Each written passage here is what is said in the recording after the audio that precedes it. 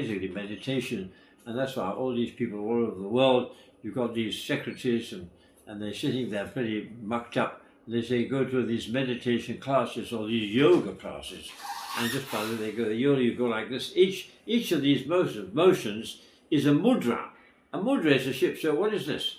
This is Hinduism. When you say, that's absolutely wonderful, wonderful, heaven, earth, wonderful. That is a Hindu mudra. As a part of when you do these exercises. So if you want to do exercises and you're sitting in London or something else, you're a bit cheesed off, you remember that you're just worshipping all these. This is a god. This is a god. This is a god. This is a god. And each motion is different gods, and the great god. Oh, but anyway, go to Buddhism. 2,000. Well, just very quick because we've got to get this through pretty quickly.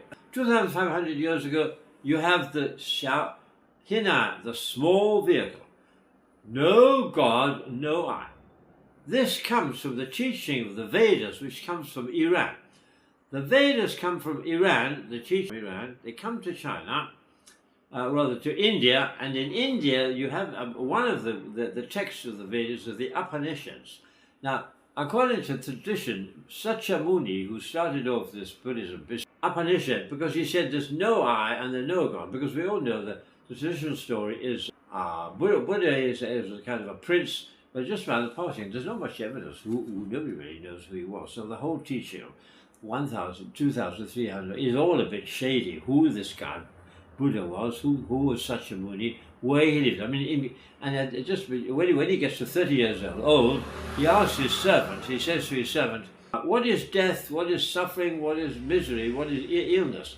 And he didn't know, so he goes out and he wanders around, he does all sorts of things, and then sits under the Puti Su, the enlightenment Su, and suddenly he gets enlightened, and he says, "Oh, I'm in Nirvana, I know what the truth is."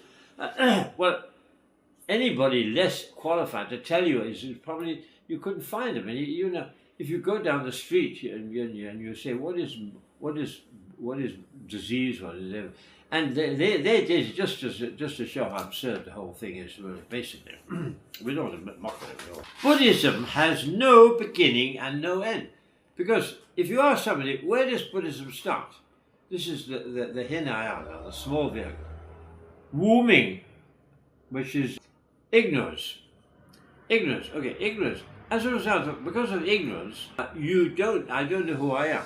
So, but the fiction, I believe I have an I.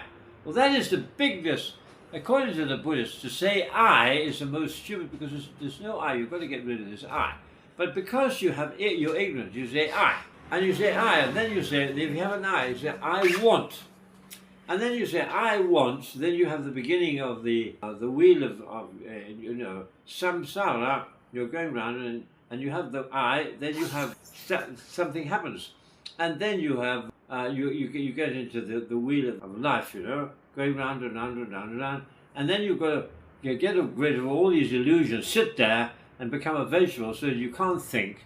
You've got to have no desire, which is a cliche of absurd. Have you ever met anybody with no desire?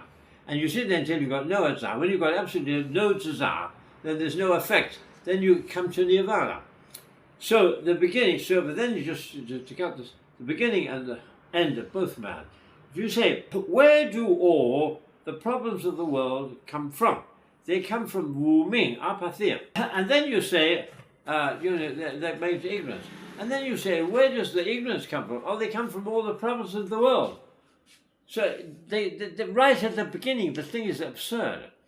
You say, where do all the problems of the world come from? Ignorance. All right, and now, what called the ignorance? All the problems of the world. So there's no beginning. Then you say, you get to the end, you come out in nirvana. All right, you come out in nirvana, then you have that thing called the bodhisattvas. And the bodhisattvas are the Mahayana. Bodhisattva, Pusa. In other words, the enlightened nature. Also, they become the enlightened people. So enlightened, and then you go into the nirvana. They go into the nirvana. Okay, but when you go and leave the samsara, leave the wheel of becoming, and you go into the samsara. And then samsara, and then you have Dunwu, and then they have the eastern heaven, and then you have bodhisattva. You have a lot of these. So where you are going, they don't know, and where they come from, they don't know. So the whole is a lot of baloney with all due. I shouldn't say that. I've been living amongst Buddhists for 55 years, but the whole thing is mad. No beginning, no end. At the same age that Buddha was coming out with all this nonsense, Jesus Christ said, I am the way, the truth, and the life.